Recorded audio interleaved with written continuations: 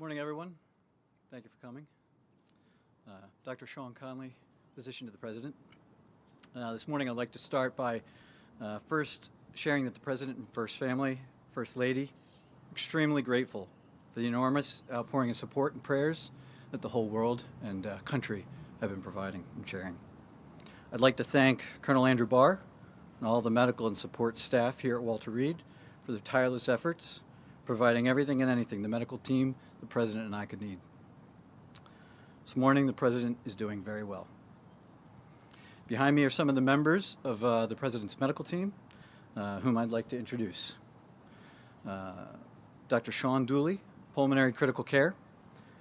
Dr. Brian Garibaldi, Pulmonary Critical Care. Dr. Robert Browning, Pulmonary Critical Care. Dr. Jason Blaylock, Infectious Disease. Dr. Wes Campbell, Infectious Disease. Dr. John Hodgson, Anesthesia. Major Kurt Klein, Army Nurse. Commander Megan Nasworthy, Navy Nurse. Lieutenant Juliana Levopa, Navy Nurse. Lieutenant Commander John Shea, Clinical Pharmacist. And not present with us are Lieutenant Beth Carter, Lieutenant Maureen Meehan, both Navy nurses, and Dr. Jesse Schoenau, Director of our Executive Medicine Program. As reported yesterday, consultation with this group, I recommended we bring the President up to Walter Reed as a precautionary measure to provide state-of-the-art monitoring and any care that he may need. Just 72 hours into the diagnosis now, the first week of COVID, and in particular days 7 to 10, are the most critical in determining the likely course of this illness. At this time, the team and I are extremely happy with the progress the President has made. Thursday, he had a mild cough and some nasal congestion and fatigue, all of which are now resolving and improving. At this time, I'd like to bring up Dr. Dooley to discuss some of the specifics of the President's care. Thank you, and good afternoon. I'm Dr. Sean Dooley, as Dr. Conley mentioned.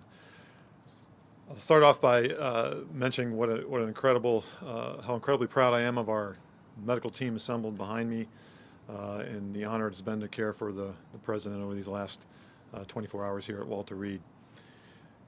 He's receiving outstanding multidisciplinary care, the state of the science for coronavirus infection. We are monitoring him very closely for any evidence of complications from either the coronavirus illness or the therapies that we are prescribing to make him better. We have monitored his cardiac function, his kidney function, his liver function. All of those are normal. And the President this morning is not on oxygen, not having difficulty breathing or walking around the White House Medical Unit upstairs. He's in exceptionally good spirits, and in fact, as we were completing our multidisciplinary rounds this morning, the quote he left us with was, "I feel like I could walk out of here today," and that was a very encouraging comment from the President. Moving forward, I'll go ahead and introduce Dr. Garibaldi, who will talk about some of our therapeutics and the plan of care for today. Thank you. Thank you, Dr. Dooley, and I'd like to echo the sentiment from the entire team. What an honor and a privilege it is to be part of this multidisciplinary unit to care for the President. About 48 hours ago, the President received a special antibody therapy directed against the coronavirus, and we're working very closely with the company to monitor him in terms of that outcome. Yesterday evening, he received his first dose of IV remdesivir, and our plan is to continue a 5-day treatment course for remdesivir. And the big plan for today, since he's in such great spirits and doing well, is to encourage him to eat, to drink, to stay hydrated, to be up out of bed, and to be working and doing the things that he needs to do to get well. And I'll refer Dr. Connolly to any questions. Thanks, Brian.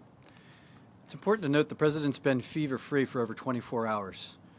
We remain cautiously optimistic, but he's doing great. With that, one other note. It should be clear that he's got plenty of work to get done from the Chief of Staff, and he's doing it. With that, if there's a couple questions about the President's health in the last couple days. Sir, can you tell us the President's oxygen saturation level, please? Yeah, so the last saturation that we had up walking around, he was about 96%. And he's receiving no has not received any supplemental oxygen? He's not on oxygen right now. That's right. He has not received any at all? He's not needed any this morning today at all. That's right. Do No, you he's. Do you have an estimated date when he might be discharged? Well, I don't want to put a hard date on that. He's doing so well, but with a known course of the illness, days 7 to 10, we get really concerned about the inflammatory phase, phase 2. Given that we provided some of these advanced therapies so early in the course, a little bit earlier than most of the patients we know and follow, it's hard to tell where he is on that course. And so every day we're evaluating, does he need to be here? What does he need?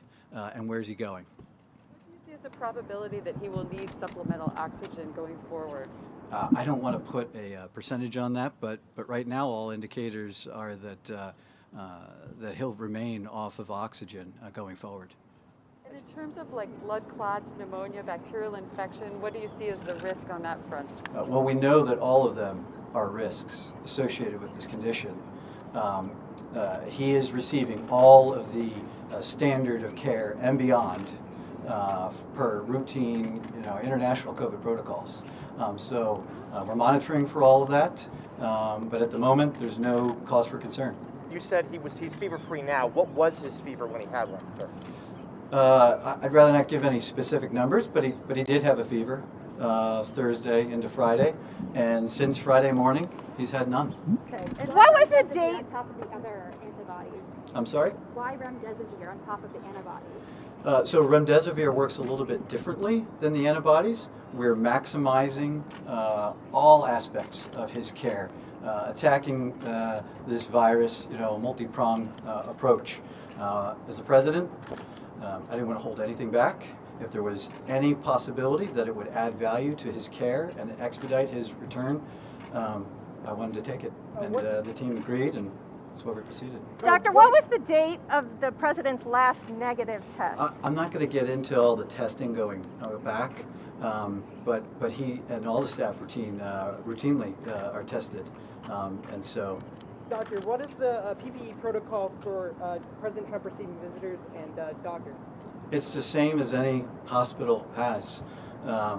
We have an area that's clean that you put your equipment on, and then beyond that, everybody is fully gowned up, masks, gloves. We're protecting ourselves and him. Have you done a screen? Has there been any sign of any lung damage whatsoever? We are following all of that. We do daily ultrasounds. We do daily lab work. The team is tracking all of that. Has there been any sign of damage, sir? I'm not going to go into specifics on what the findings of any of that are. If we just put you down on one thing, has he ever been on supplemental oxygen? Right now he is not on oxygen. I know you keep saying That's right now, but should we read into the fact that he had been previously? Yesterday and today he was not on oxygen. So he has not been on it during his COVID treatment?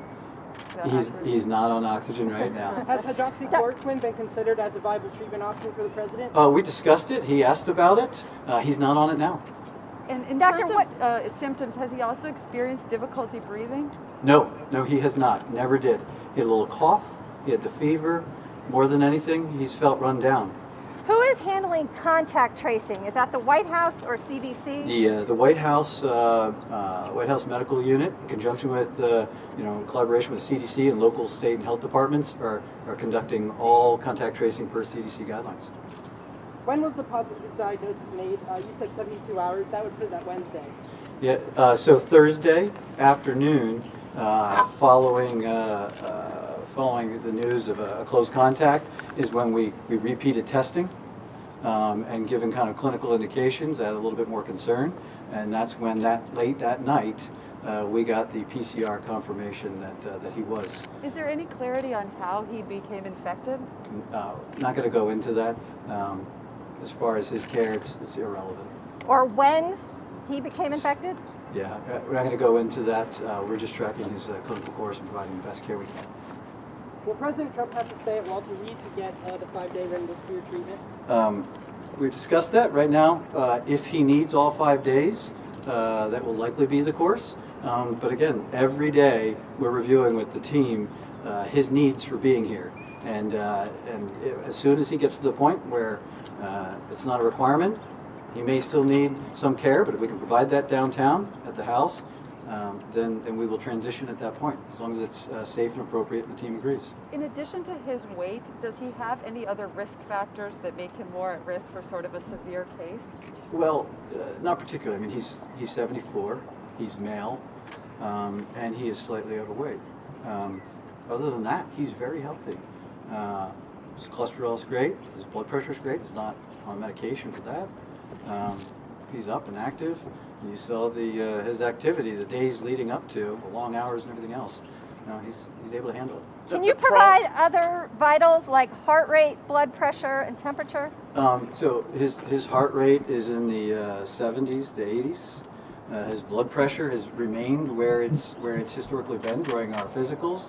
110 to 120 systolic. He's great. It's never budged. I've had no concerns there. So why was the decision made to transfer him here? Because he's the President of the United States. And obviously, if doctors have found that the prone position is helpful for COVID, has he been in that at all? No, he asked about that. He did, Thursday into Friday.